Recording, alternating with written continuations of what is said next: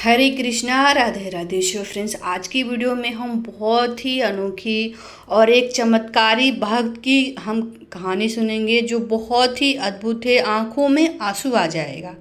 So friends, जब जब मैं लेती हूँ सांस कान्हा, तुम याद आते हो। मेरी हर सांस में तुम खुशबू सा समा जाते हो। कैसे कहूँ कान्हा कि तेरी याद नहीं आती मुझको अब तो हर पल बस तुम मुझे नजर आते हो। बोलो लड्डू गोपाल लाल की जय। किस किस को कान्हा जी पे भरोसा है और कमेंट में राधे राधे और लड्डू गोपाल के जयकारे जरूर लगाएं। सो फ्रेंड्स, प्रेम का कोई हिसाब नहीं होता है। वो बहुत ही सीधा, या तो कान्हा को अपना बना लो या कान्हा के तुम खुद हो जाए। सच कहती हूँ, कान्हा बहुत प्यारे हैं और हमारे लड्डू गोपाल की जिसको भक्ति मिल जाती है वो अपने आप में एक अनोखा प्यारा सा बन जाता है। तो सो फ्रेंड्स, कान्हा हमारे बहुत ही प्यारे हैं। और एक हमें आपको कहानी सुनाने जा रही हूँ एक श्याम की, जो एक भक्त था, बहुत ही गरीब भक्त था। फ्रेंड्स, एक गांव में श्याम नाम के एक कुम्हार की सत्य घटना मैं आपको बताने जा रही हूँ। और प्रेम और मन और भाव से सुनना, जो ये कान्हा जो की भक्ति मिलती है हमें, वो बहुत ही अनोखी होती है। सो फ्रेंड्स, एक गांव में श्याम नाम का एक कुम्हार रहता था। दुनिया में वो बहुत अकेला था। उसके माँ बाप, उसकी सभी भाई बहन कोई नहीं था। माँ बाप उसके बहुत कम उम्र में उसको छोड़ के जा चुके थे। कोई रिश्तेदार ना, कोई मित्र ना, भाई ना बहन, बस वह अकेला ही था। उसका कोई नहीं था। वो हमारे श्री कृष्ण श्याम जी से बहुत ही प्रेम करता था और अपने घर में एक छोटे से प्यारे से लड्डू गोपाल को विराजमान कर रखे थे श्याम। तो वो बड़े भाव प्यार से चाव से उनकी सेवा किया करता था। उनके लिए अलग अलग तरीके के खाने बनाता था, अलग अलग पकवान बनाता था, प्यार से भोग लगाता था। और श्री कृष्ण को ही वो अपना सब कुछ मानता था। उनका भाई, उनका बहन, उनके माता पिता, भाई बंधु रिश्तेदार, सभी वो अपने कृष्ण को ही मानता था। हमारे कान्हा घर से थोड़ी दूर पर उनके एक छोटा सा भट्ठा चलाता था, जो अपने घर के थोड़े दूर पे भट्ठा, यानी कि जो मिट्टी की बर्तनों जहाँ में बनाते हैं, जहाँ कुम्हार का सामान बनता है, मिट्टी के बर्तन बनते थे, वहाँ वो मिट्टी के बर्तन बनाता था। उस गांव में आवे में उसको पकाता था और दुकान में जाकर उनको बेचता था। ना कि वहाँ का नियम था, चाहे कुछ भी हो जाए, वह शाम को दुकान ठीक 7 बजे 7:30 बजे वो एक समय ने बांध रखा था और अपनी दुकान को 7 बजे बंद कर देता था। और फिर घर आकर अपने लड्डू गोपाल के साथ बैठता था, बातें करता था।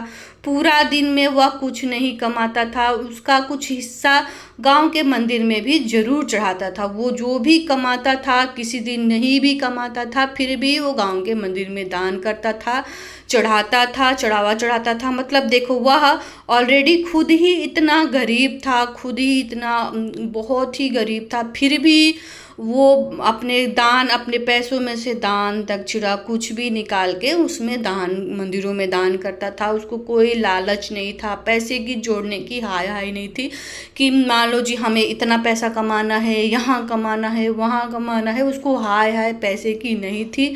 और खाली समय में कान्हा जी की भक्ति में वो हमेशा प्रेम से लीन रहता था। कान्हा को याद करता था। शाम को हमेशा कान्हा का एहसास भी होता था। उसे लगता था कि कान्हा उसके पास है तो उसको सब कुछ मिल जाता था।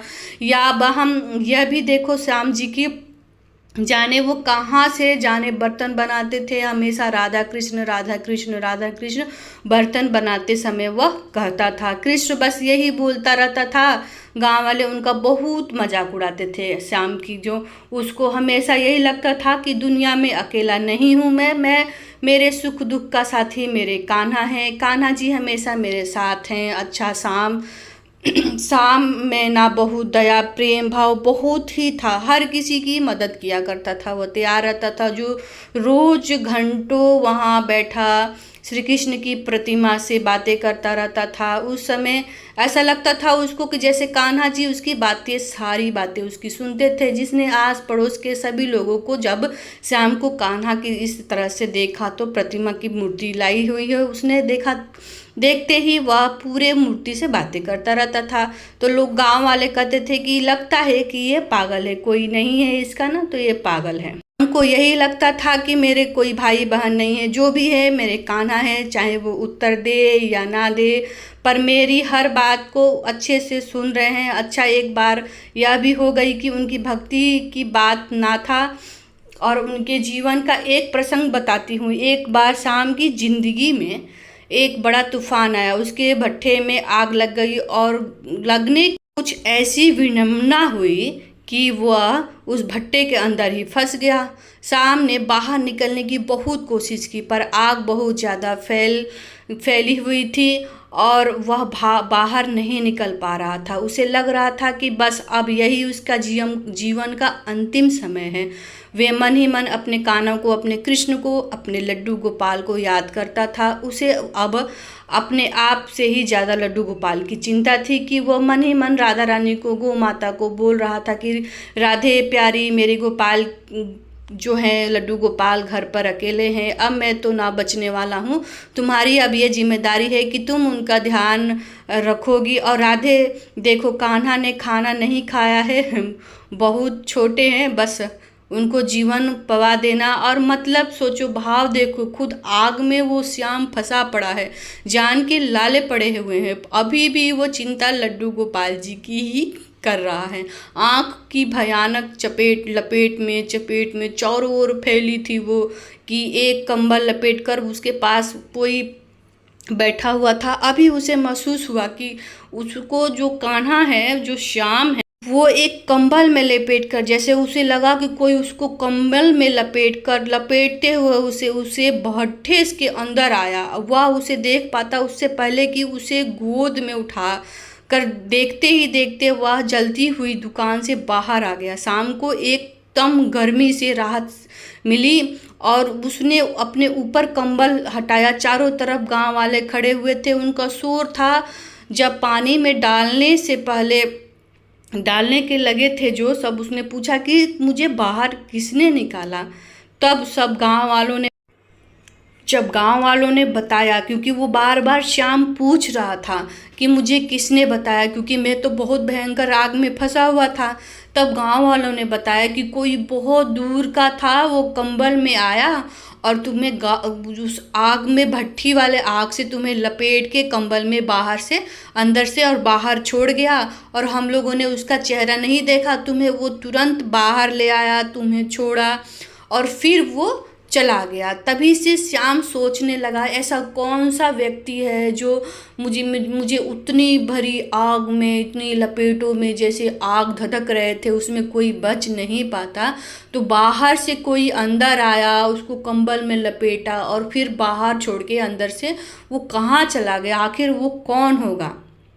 फिर श्याम जैसे जैसे अपने आप ठीक हुआ, उसकी दवाई हुई, बाहर डॉक्टर ने उसकी जहाँ जहाँ जला था वहाँ दवाइयों का लेप लगाया। फिर धीरे धीरे करके जब शाम हो गई, जब शाम अपने घर पे आया तो आके उसने ऐसी लीला देखी लड्डू गोपाल की, हमारे बाल गोपाल की। तो उसने देखा कि लड्डू गोपाल के वस्त्रों पे थोड़े से आग के छींटे पड़े हुए हैं।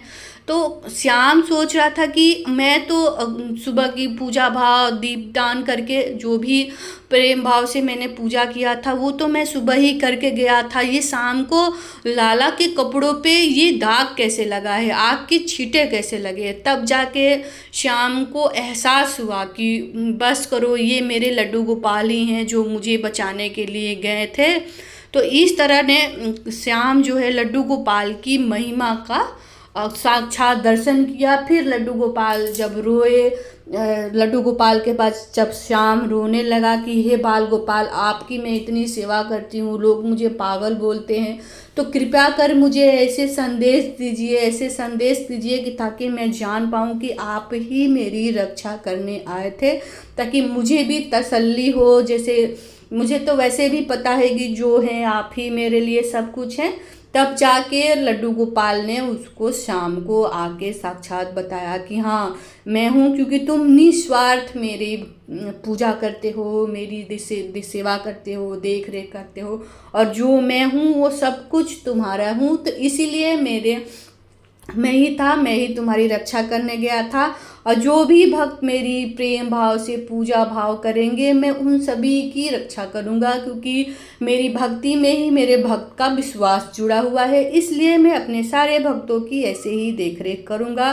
तो ऐसे ही शाम को खुशी हुई और वो फिर से अपनी ज़िंदगी में व्यस्त हो गया। और फिर आशा करती हूँ कि आपको मेरी ये जो कहानी है प्रेम की, जो श्याम की कहानी है, लड्डू गोपाल की कहानी है, वो अच्छी लगी होगी। तो वीडियो को लाइक कीजिएगा, चैनल को सब्सक्राइब करिएगा, और हैप्पी संडे। संडे के दिन आप बहुत ही इंजॉय करिए। तो मिलते हैं आपको दूसरी वीडियो में। कमेंट में ज़रूर आते रहते लिखिएगा। जय श्री कृष्णा, राधे राधे। आप सभी को संडे की बहुत बहुत बधाई हो। Enjoy day.